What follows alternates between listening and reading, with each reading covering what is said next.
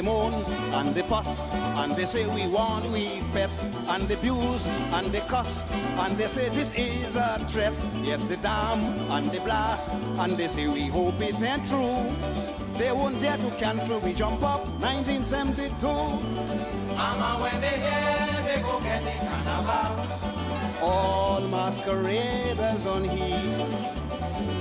When they didn't care if it was official, but they start turning peace on the street.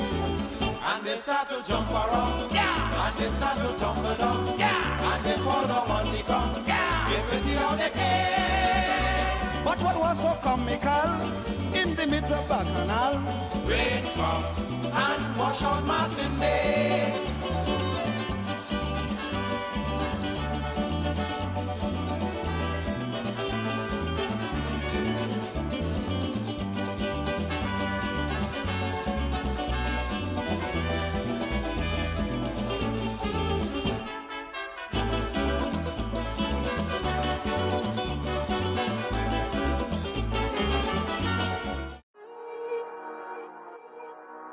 Hi, Sir Martin. This is Mark Mingo, candidate of the UP Party. I would like to invite you to the UP Congress at Ali's Convention Center in Madam Estate. Here you'll get a chance to meet me in person, to discuss the issues, to discuss the economy, and also to discuss the topics which are actually affecting your life, and to further enlighten you and explain you about the vision and where I, as Mark Mingo, will take Sir Martin.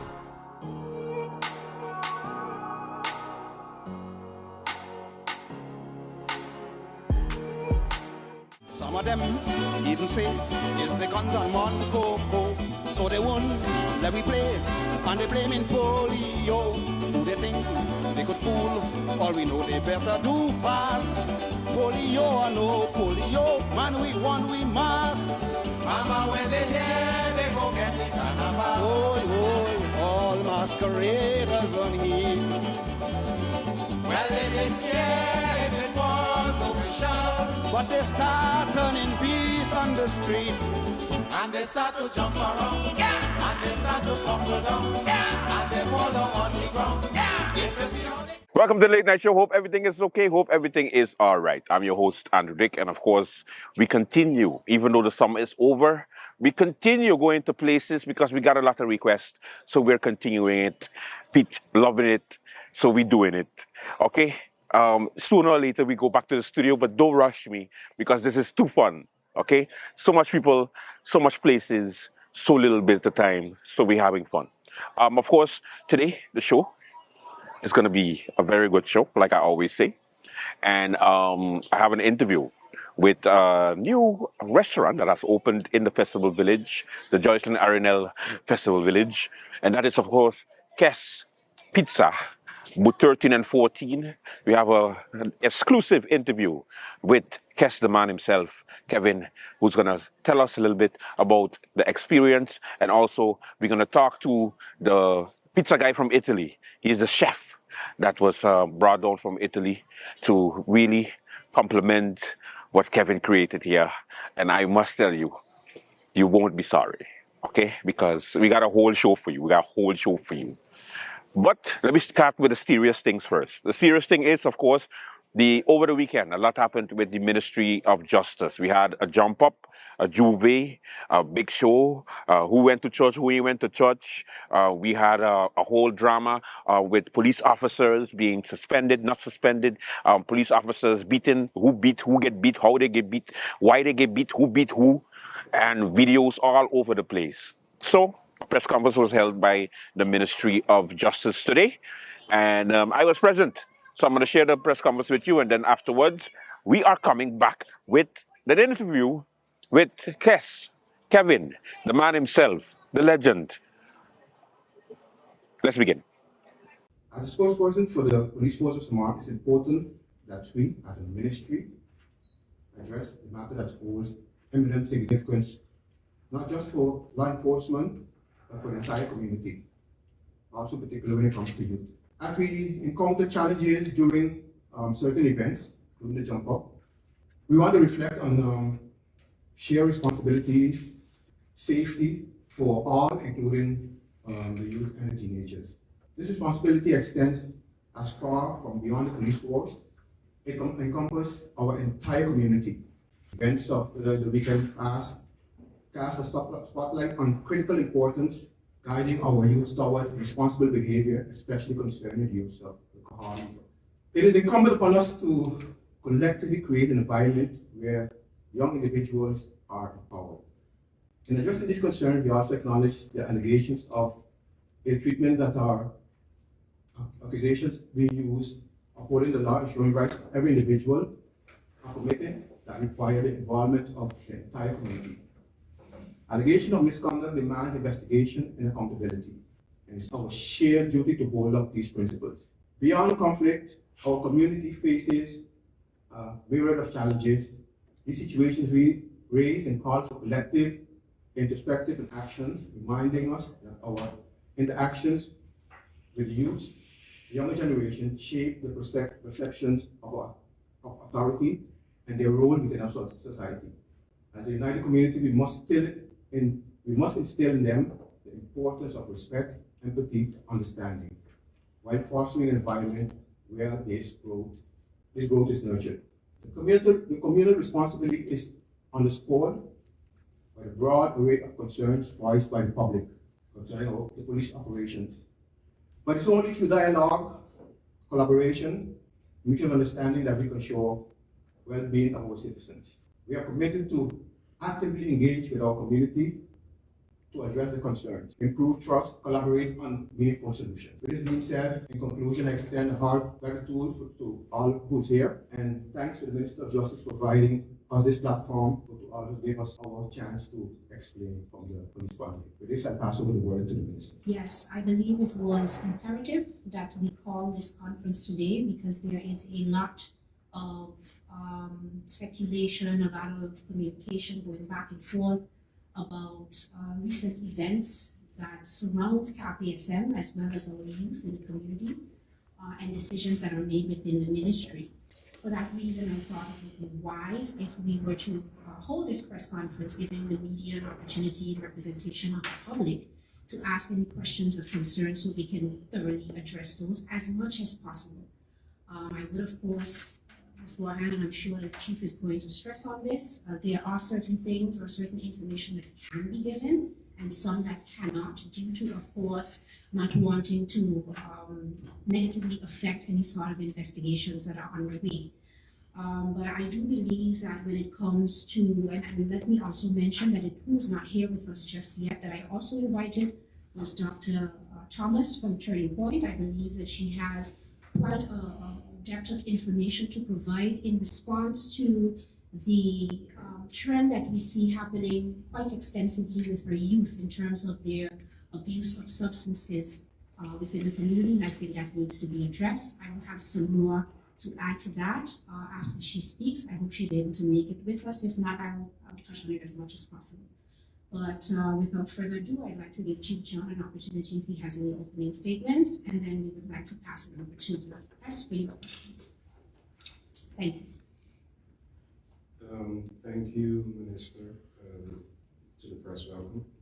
I don't really have much opening statements. I think the CSA said very extensive, very much what we want to say this afternoon. Basically, we're really open for the questions, your concerns, and as transparent as possible, we'd like to try to give, where we can, explanation on certain investigations that are ongoing. And there I must emphasize indeed that when I say where we can, it's to protect also the privacy of all, even the victims. Thank you, Minister. Thank you, Chief John and Josefa. Good afternoon. As you know, I'm the one that bring the story with the allegations of ill treatment. I posted some photo. I'd like to let you know, I also saw some videos that what took place in the nightclub. But there are questions surrounding their arrest. There are at least 4 witnesses that we have that have seen what transpired at the residence in South Ward. Based on the situation at the nightclub, which I know police is aware of, why didn't the police arrest this individual at the nightclub where the incident took place? And why was it necessary for a hit and run? Josefa, I know you've told me this several times when I ask about hit and run accident, people driving without insurances, hit other people's vehicle, they're not being compensated for damages. You always said that those are civil cases. What's the difference in this case to arrest somebody at 3 o'clock in the morning? They have severe injuries, whether it's by police, whether during the fight, wherever this person received the injuries, why not take the person to the hospital? Why have this person in a police cell? Are we looking for another case of Mr. Lance Thomas? These are my concerns. I don't want to know about the investigation. I want to know about the steps taken that night.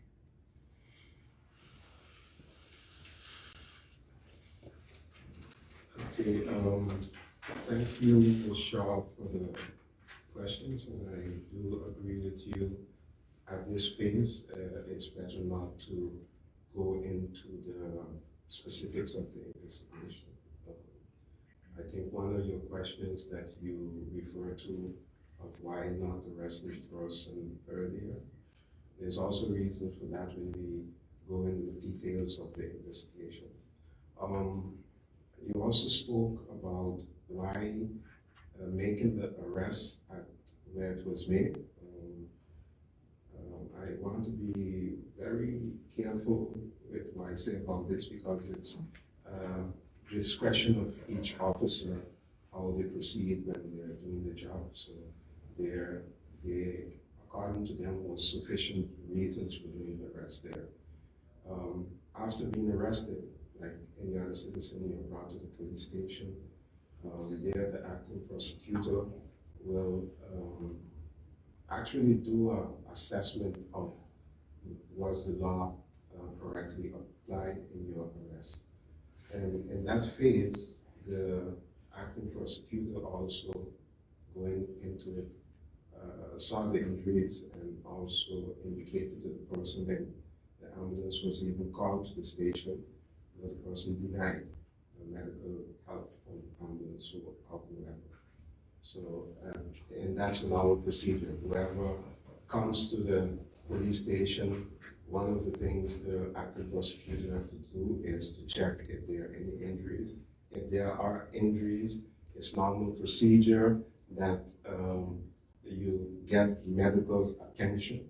Even before putting you into a cell, it's required now, and I must say, as an implementation after the report of the CPT of the cells, it is required now that before we can put you into a cell, we have to call a doctor.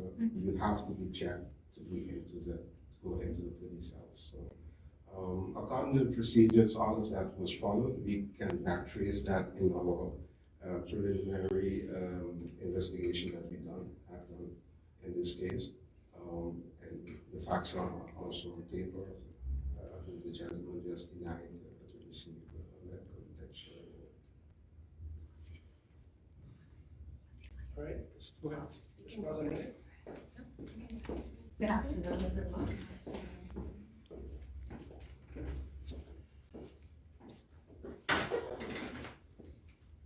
Just would like to welcome Dr. Thomas from the Turning Point, who has now joined us. Chief John, you're saying that the person denied medical attention prior to being incarcerated. Was ambulance had to be called at 11 a.m. or later that day when the person was released? My question also for the arrest, you arrested at 3 a.m. Why then release during the day, the same day? Wasn't the reasons for the arrest sufficient to keep the person behind bars? The reasons for the arrest was indeed sufficient to keep the person behind bars. But there is also within our system that if the investigation at that moment, no more warrants that a person stays incarcerated, they're released after the statement. In this case, the gentleman really could have been spoken to, interrogated in the morning, indeed, not before that. Good afternoon, Minister and Justice, Chief of Police, Officer Josefa, Ms. Mako. Stemming from the Dutch Antilles, there is a national ordinance establishing a committee to examine the police brutality.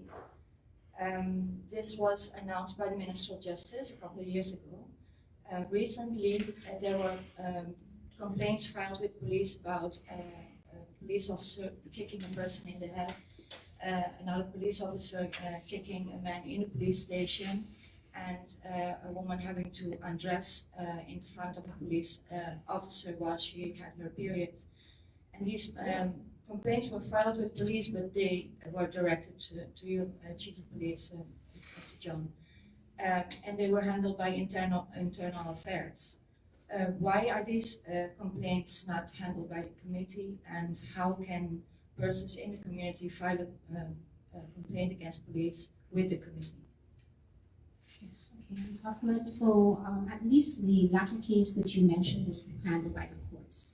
So I don't think it's relevant for us to put that in the same category as the complaints committee, which is a lower establishment reviewing said case. With regards to the other cases, what we try to do is persons have an option. If you go to internal affairs, your application or your complaint rather is processed there. The report is then given to the Chief of Police, who then has the ability to determine if there are any consequences that would happen. I, as Minister, could request to receive that report as well. I can't say that I have received the reports that you are referring to. But when it comes to the complaint committee, that is an external body, they do and have received complaints, which they have reviewed. I have received updates from them. I can't list for you off the top of my head what those recommendations have been, but the complaint committee is handling matters. The particular cases you're referring to, I can't say that they have been referred to that committee in terms of the need or seeing the need for that. And we can't also forget the fact that we have our national detectives. So in the event that it is proven something has been done that is extraordinary or misconduct, it can be also escalated to our national detectives for further investigation and handling.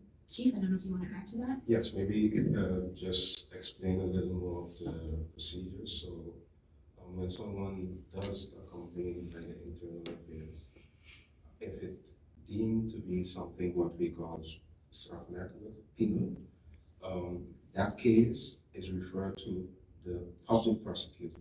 The public prosecutor, in conjunction with the prosecutor general, then gives the national detectives referral to have to deal with that case. So the structure is, as soon as we do a preliminary investigation and we notice that it's penal, the internal affairs no more deals with this.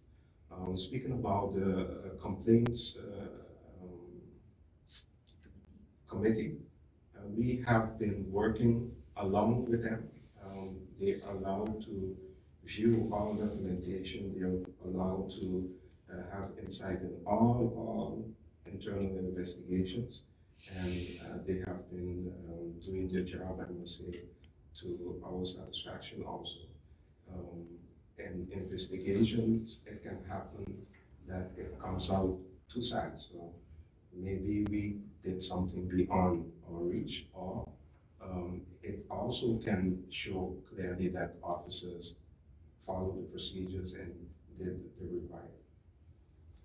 Can you please explain who is on the committee, the 6 members, and what cases they have handled? We don't have those names at this time to share with you. Isn't that public knowledge? Yeah, sure, it can be public knowledge. I just don't have the names with me to share with you at this time. Good afternoon, Paul. Based on the situation as is, a press release was issued over the weekend. My question is January, whoever wants 1 second, go ahead. The press release states that the person opted to actually express or file a complaint with the national detective. Has that person decided to file such a complaint? And if yes, have you received any information as it pertains to this complaint? Thank you for that question, Stephen. Actually, I was informed by the national detectives before I came here that there were no complaint filed as yet, right? So, like I stated in our press release, we are very transparent about what happened in the case of the pictures. We will give all material and all facts from our internal investigation to the national detectives. But as yet, the person has not filed a complaint. That does not stop our internal investigation. So we are still ongoing with the internal investigation. And to be very clear and open to everyone within this community, if there's misconduct by any officer, our expectations are that you do file a complaint. Our expectations are not that things have to be swept under the rug. When I see um, the photos, for instance, when I saw them the first time, I was like, that is surprising, it's excessive. But it's an investigation that brings out other facts. And that's why we're very interested for the complaint to be done. And the part with the police, it's clear for us. I just want to give a hint of if it was a clear case where this officer went so far, he would have been suspended the same day. But there is facts, there is other facts in this investigation, and that's why we're really asking for everyone to please. And I've been hearing people are telling me that on social media, there are even marches will be organized, etc. We really want marches to be organized for the use of force that happens within our community, not only by police officers, by anyone. We want marches to be organized. We want the whole community to be involved in the fact that we use too much force against each other. But in this case, the investigation, the facts should speak about the conclusion of the investigation. If I may ask you a straightforward, Chief, was it at any time that any of your officers were involved with any sort of abuse of this individual? The gentleman was arrested by the officers, and to be honest, some kind of force was used there. The question is, was it excessive? The question is, was it unlawful? And those are the questions that we are trying to answer now with the investigation that we're doing internally. Good afternoon to the Minister and also to the Chief of Police. As far as results, because most of the time when these investigations happen, we hear that an investigation goes on and then it goes on to the next time that there is some type of allegation of police brutality. Is there a system, Minister, maybe you can chime in as to at least to give the community the results of the investigation without hampering the individuals, so that at least they know that the case is closed and this is the outcome, because it looks bad also for the officers and it looks bad also for the person involved. Yes, and to the last statements, I do agree. Hence the reason that I called this press conference, because I believe, and I expressed this to Chief, I think that whilst I respect the process of procedure and protecting the information, I have a responsibility to also protect the image of this ministry and the agencies within. There's a lot of misconceptions that are there as well, and so when we start to see social media and persons having their own personal opinion, and then persons are jumping on, so to speak, the bandwagon of the information, not having all the facts, it skews the perception of the hard work that law enforcement does. Now, I'm not saying that there aren't instances where officers may misstep or have gone beyond, and those missteps needs to be addressed. And then I seek for Chief to be able to do that, and we do those together when necessary.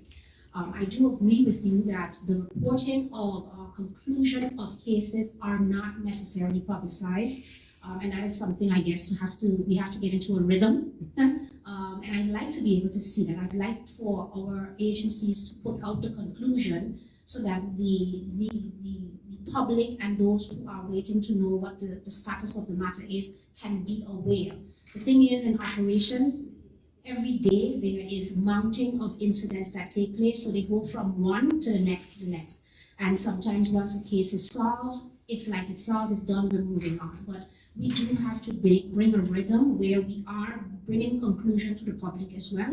And it's something that I'm going to look into further with all agencies to be able to do so in the future. Chief. Yes, I understand the concept. I understand indeed it's good to inform the public of the outcome of certain investigations. But I also understand the privacy, for instance, of the victim. And that's why we are very careful on how we bring out the information.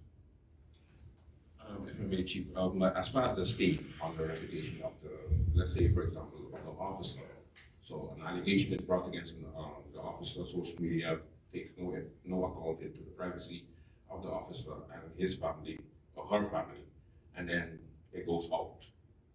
And then you don't hear anything after. If I may, if I could speak on that first. So we have a culture as well, Andrew, that if it is not negative and stained, it's not shared. When positive information is provided, so let's say, for example, an officer is exonerated from a situation, no one shares that. No one uses the same energy of putting out the negative press to confirm and let everyone know that, okay, so after the investigation, it was proven that what was assumed to be the circumstances entirely was not. So I'd like to be able to see that the same energy that is applied to spreading the negative or what is assumed as a fault on the ministry or the agency, when the correct information or the truth comes out, that it is also shared as well. Chief? Minister, I think you said it well, so that I cannot add anything to that.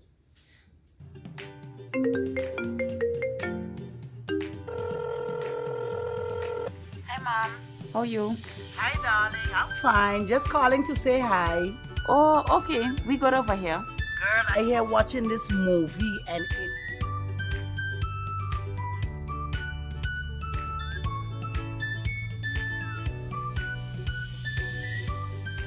But, Mom, you finished all your minutes yet? No, girl. Talem has new postpaid plans and automatically upgraded my postpaid package. Is that so? Guess what? I am getting more minutes and almost double the amount of data for the same price. I guess I'm making a switch now. Let me call you back, Mom. Hey, Tash, you hear about Telem new postpaid plans?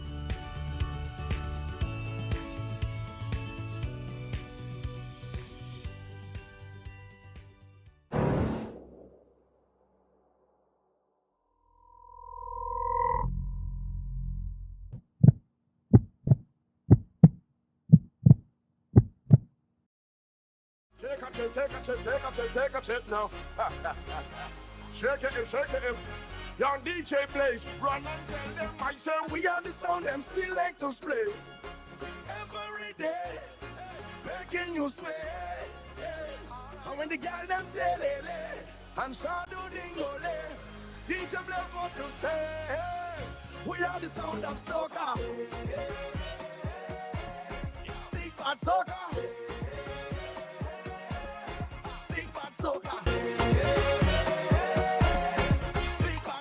At SXM, we're taking travel and tourism to new heights. Here we boast spacious check-in areas, 10 passport control points, comfortable departure lounges, and an exciting new airport mall. Finally, there's an airport in the Caribbean that takes your travel plans as seriously as you do. Princess Juliana International Airport. The experience will move you.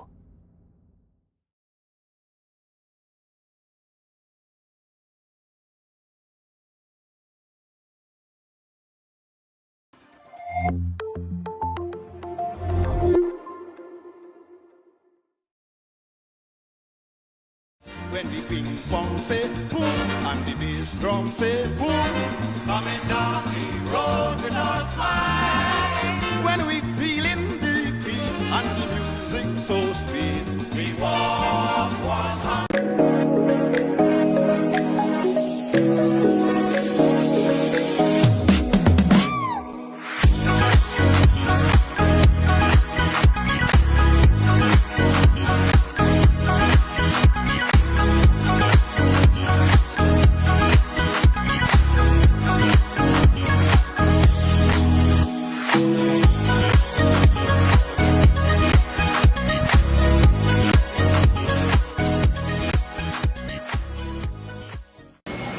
Late night show with Andrew Drake. We continue our going to places, getting to discover St. Martin, and we are in the festival village, the Joyson Arenal Festival Village. That is the official name, but you know it as the Carnival Village. Of course, we are at a very unique spot. You know, I swear I was in Simpson Bay. I swear I was in Oyster Pond. You know, I swear I was on the Fred side. But we're in the heart of Phillipsburg, and that is, of course, Kes Pizza. Yes. And it is booth 13 and 14, Kevin. Wow. Introduce yourself to the people. Talk to me about this Kes Pizza. What are you doing to our population, man? Hey, Andrew Drake. Thank you for having me. Always. Good evening, St. Martin. Everyone knows me as Kes from the original Kes food truck. And today we're here at the Festival Village, booth 13 and 14, as we call it, Kes booth. Yeah. And we know we're basically doing pizza for now. Pizza for now. So that's the only thing that you serve? Place of the famous oxtail pizza. Ah, okay. So then now everybody will be like, oh, okay, all right. Yes. Now, you're doing only pizzas? For now, we're doing only pizzas for the first 2 months, and then we're gonna follow up with lunch 11 to 3. Yep. Wow. Okay. Now, it's pretty interesting that you decided to bring this concept to the village, because usually it's a different look when it comes to the booth. But we noticed that you went for the chic look. Tell us a little bit why.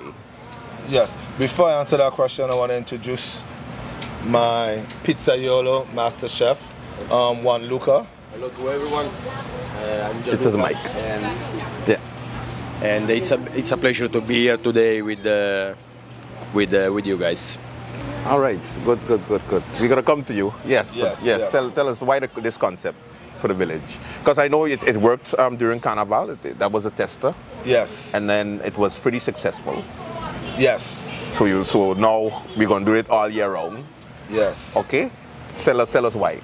Well, my business partner and I, Dimar Labega, we basically just wanted to step the game up and let everyone know that town is not lost, that you could still do quality, beautiful stuff in town, and not only folk think that you get something of quality in the Simpson Bay area.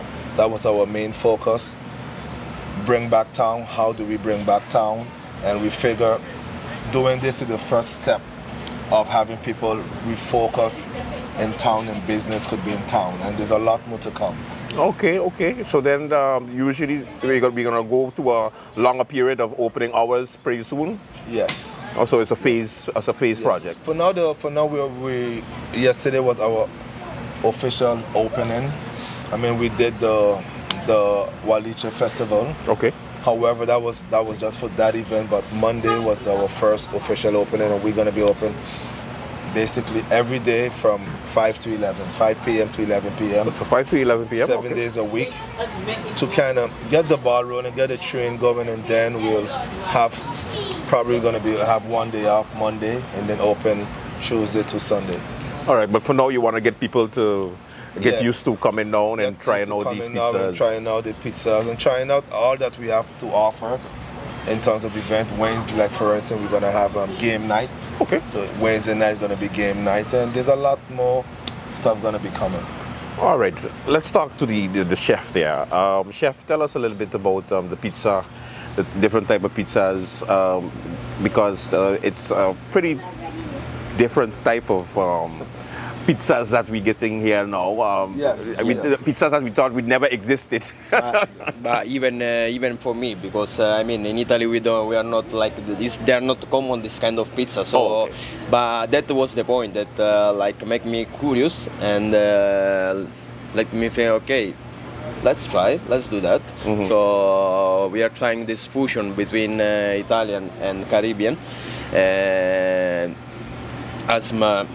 As Kevin told you, it's working good. It's working well. We are very happy about what we are doing, and we hope like to grow day by day. Yes. Is there a big difference between the whole Italy pizzas and Caribbean pizza? Yeah, I mean, there is a massive gap between these two kind of pizza. I mean, in Italy, we are more traditional. We like the simple thing. So simple pizza. We don't used to put like as Kevin do like a steak on a pizza or a crab on a pizza. We are not used to do that. But as I travel a lot as well, so that one helped me to open my point of vision and my mind on pizza. So yeah, I say why not? Let's try it. Let's try it. Let's try it. It only had to take Kevin to open a man from Italy. Okay. Now the type of pizzas we have. What's the type of pizzas we have? First of all, let's go back a little bit to kind of explain St. Martin, the concept. Like, okay, please. I wanted to get into the pizza business and did my whole research and found a school, a training. So I ended up doing a 2 weeks training with a 2-time world champion. And throughout the course of that training, a lot of the stuff I really couldn't identify because he was like strict, focused, traditional Italian tradition. So yeah. Come back to St. Martin, one pass. I'm still trying to figure it out in my mind. 2 months passed, and I was like, you know what? This is not me. This is not me. And that's when I started to really think deep, and I say, we have been eating pizza from Italian or from European French, but I want to be able to give St. Martin something that we could relate to, identify, and be unique also. So I was like, why not fuse this? The pizza that I trained on was classical Italian pizza, and why not just go crazy on top of it and just do me? And that's when the oxtail idea came about, and I was like, oxtail, and then I just started to say, okay, then why not do this, why not do that? And I realized, you know what, I'm gonna need help, and I got in contact with the 2-time world champion in Italy, and he introduced me to this gentleman, and here we are fusing our both knowledge of culinary and pizza making. This is an amazing, I mean, don't call him pizza, you're an amazing artist in what you do, and we're just putting this together, and hopefully outside of the oxtail that everybody went crazy for, that we're gonna be coming with some amazing pizza, but mainly focus on texture and taste. Okay. That's our main thing, texture and taste, and obviously it has to be Instagrammable. People eat with their eyes first, so it's gonna be beautiful also. So, presentation, everything then. yeah, exactly. Nice. Now, when it comes to preparing a pizza, because I've seen some people make some versions of pizzas that you would not believe. I mean, just dough, they throw a bunch of canned stuff on top of it, throw it in the oven, and call it a pizza. And people don't understand that you have to go through a certain type of training in order to do something like that, right? Yes. And I guess that's why you did it. Oh yeah, I thought it was make a pizza, just flour, dough. I mean, flour, yeast, the dough, and just put it even in a regular oven, which you can, but I wanted to get to the essence, and a Italian classic or Neapolitan pizza, and there's a lot more. It's an art, it's a science, and it's very intricate.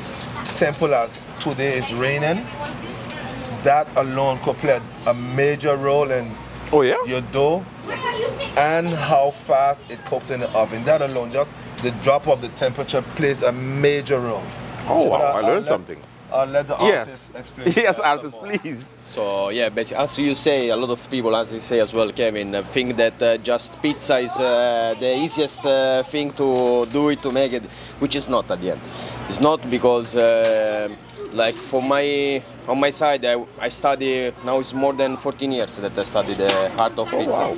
And believe me, it's not easy. It's not easy at all. Basically, yes, everyone can make a dough. Pizza dough, everyone we are able to make it. But how you make the dough at the end? Yep. What you gonna eat at the end? Because people they just put like yeast, salt, water, and that's all. But yes, but if you put a bit more yeast, you're gonna feel it after you eat the pizza, because it start to like grow on your stomach. Yep. If you put less water, the pizza will be like wood when you come out from the from the oven. Oh, okay. So there are little things that at the end make the pizza whole. Exactly. Okay. So yes, this one on my side I'm putting like my art, and Kevin is putting his idea.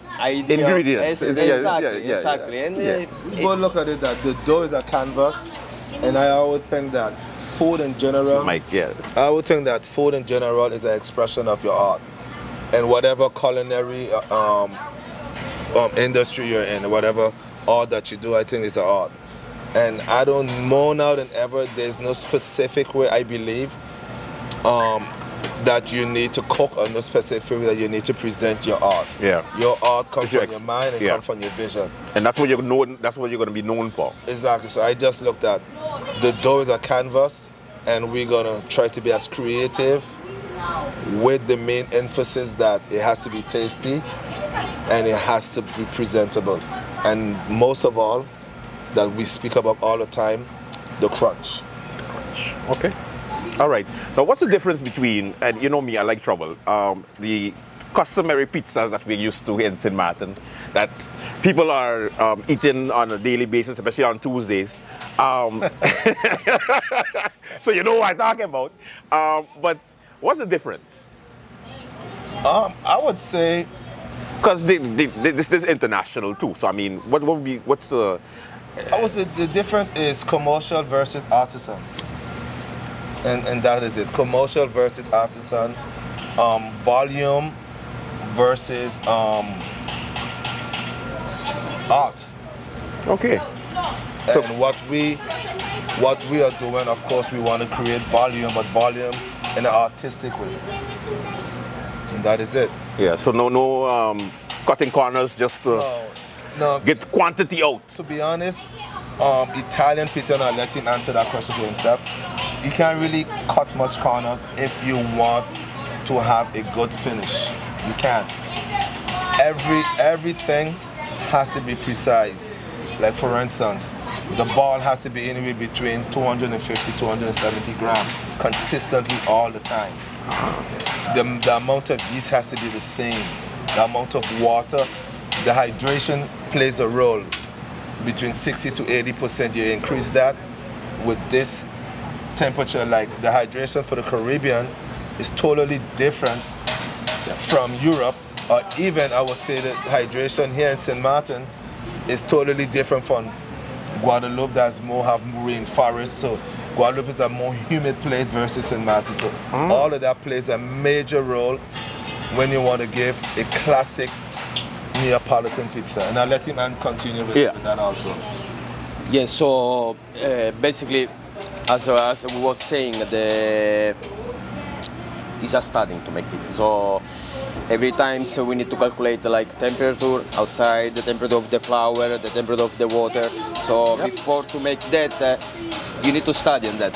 You need to study on that. Yeah. And now the dough that we are working here is we are using a 00 flour, which is a strong flour. So it has for who knows about flours and everything is WP 320. So it's a strong flour, especially for summer. It's good. Use a flour like this. We are using like the 0.01 of yeast, so nothing. Basically, I believe me, if you eat one pizza by yourself, better on your stomach. you don't feel it at all. You will not feel it at all. Less bloating. Exactly. That's what we wanted to emphasize on. Less bloating. So yeah, and that's what we wanted to emphasize on. Less bloating. And it's 40. It's from 36 to 48 hours, even more of proving. So, I mean, we are doing well. I'm happy about what we are doing, and I hope the people come to try it, and I'm pretty sure that once they come, they will come back for sure. That for sure. All right, now Kevin, tell people about exactly what time, where to come, and what to expect, what to ask for. And my very important question is, why the Oxtail Pizza ain't come back yet? The Oxtail Pizza will be back very soon. That's the star. Are you just leaving a bunch of... However, we wanted to get the audience, consider what he does as an artist. Yeah. Get him to know the different type. So we have an amazing jerk chicken, which is amazing. We have which is my favorite, the barbecue chicken. Okay. That, and then we introduced also the hot dog, which is to die for. The hot dog pizza. Hot dog pizza. Which is more I would say 6 inches. 6 inches flatbread, but you could get it with a plain hot dog. You could get turkey sausage wrapped on it, or regular pork sausage wrapped on it. You could get it fully loaded with shrimp, salmon, or beef, and that's been going really good. So we wanted to introduce those new products that we are dealing with, and also soon we'll be showing on social media. We also does private pizzaiolo catering. Okay. So if you have a party of 15, 20, 30, 40, or even kids party, we literally come to your spot and give you fresh, out of the oven, hot pizza. Oh, nice. And that, if you think what we are doing in the village is crazy, the private pizza, we kick it up 100%. Not. I'll just give you a simple example. Picture a beef pizza with a full flesh, based on your texture or your liking, of ribeye steak with a mushroom sauce on top of it. Ooh. Never before seen.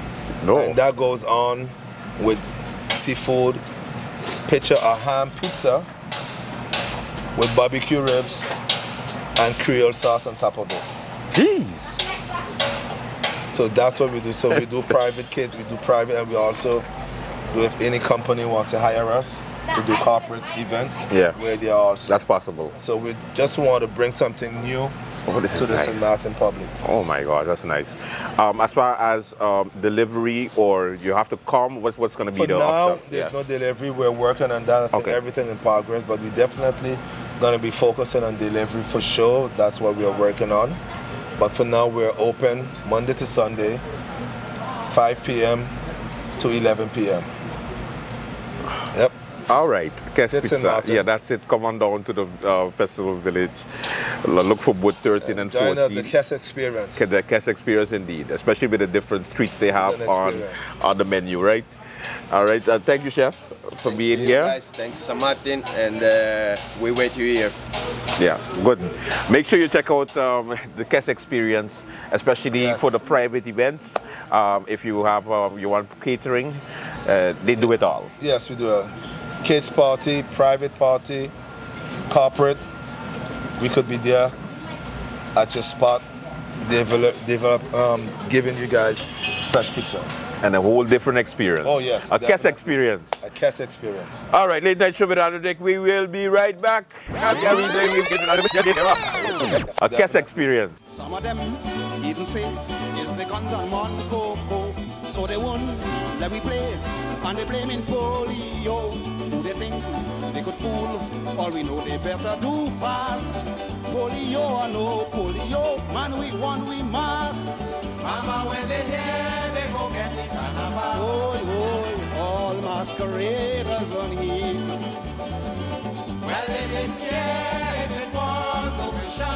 but they start turning peace on the street. And they start to jump around, and they start to tumble down, and they fall down on the ground. If you see how they Yes, but what was so comical in the midst of Bacchanal? rain come and wash out Martin Bay. I'm behind the camera right now, guys. We get you guys some napkins. Wow. When I just eat a hot dog, but the flavors is wow. The crust. The dough, the flavors, the sauce. Wow. This is it. Andrew, I hear you talking now. Because I listen. You saw that cheese just coming off your mouth? I like them. Listen, you gotta try this. Tastes better than it looks, and it looks amazing. Yeah. Okay. You want to say nothing for me? Nothing for the man. Nothing for the man. Before you all get into the soon-to-be famous jerk garlic sauce pizza, please, in some simple words, what you all think about our pizza dog, the Kess pizza dog? In simple words, I'll say amazing. I'll say one of a kind. One of a kind, yeah. It's one of a kind. Can't get it nowhere on the island. I heard you say that you do never ever eat crust. I don't eat crust. I eat everything else and I leave the crust. And this, I left the hot dog and I ate the crust. It was that good. The crust was amazing. The flavors was amazing. Wow. All right. See, like that I can turn vegetarian easy. I don't need to eat anything else but the crust. Can't wait for St. Martin to taste our full And vegans, they got something for you here too. full vegan pizza. I don't know if anyone else is doing it on the island, but full vegan pizza. Guys, you guys are about to get some serious taste. All right, let's go. Let's go into this, yeah. It's so good I had to come from behind the camera to try it out.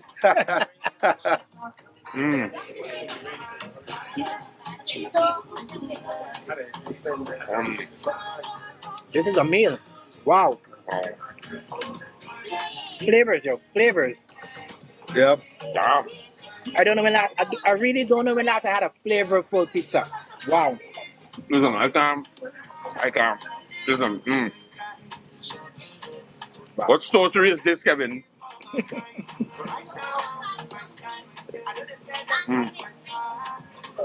That's it. And it's a light, crispy crust. A light, crispy crust. Yeah. It's completely different from the hot dog pizza. Like, and you can taste the chicken. Yep, the combination of flavors is totally different. And all of them are made right in front of us. Like that. Within minutes. Minutes. What, 2-3 minutes? 2-3 minutes. Mix, open. Oh, wow. Goal is to focus on texture and flavor. Texture, flavor.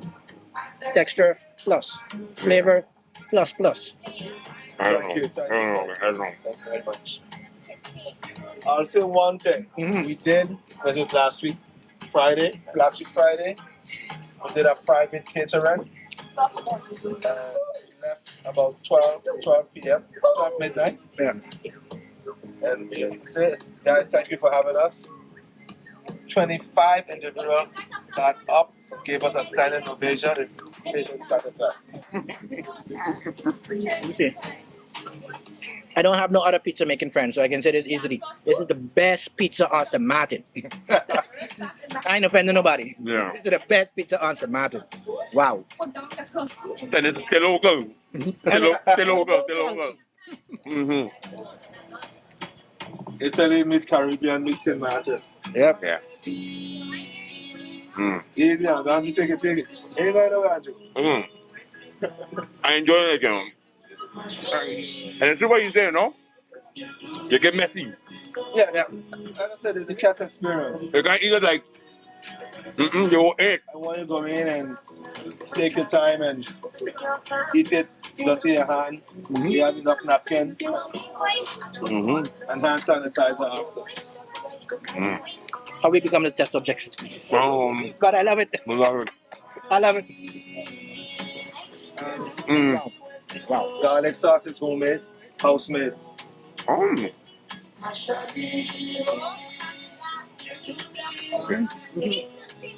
can't eat no more. I can't remember If I eat more, I go home and fall asleep. Wow. I want to know.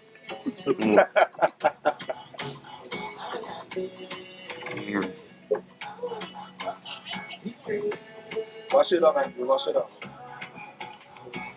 No, I don't want to wash out the flavor, man. I don't want to wash out the flavor. It's a nice flavor. Wow.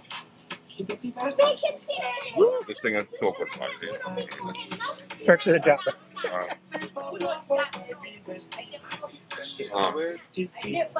Tell you taste our Rio pizza. You got Rio too? With pickles on the side. Okay.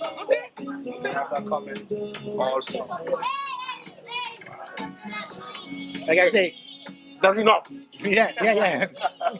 We good. Pete, I can't do no closing. I full. I full. I don't want to do it. You know you full. I don't know why you're still recording. This is a moot point. We already know where we is. You see us eating like pigs. We so ashamed. Like my hand's still greasy. But it's so good.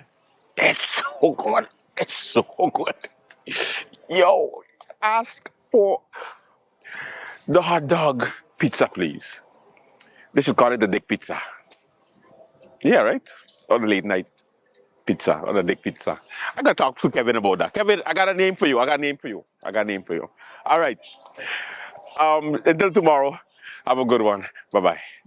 And they start to jump around, and they start to tumble down.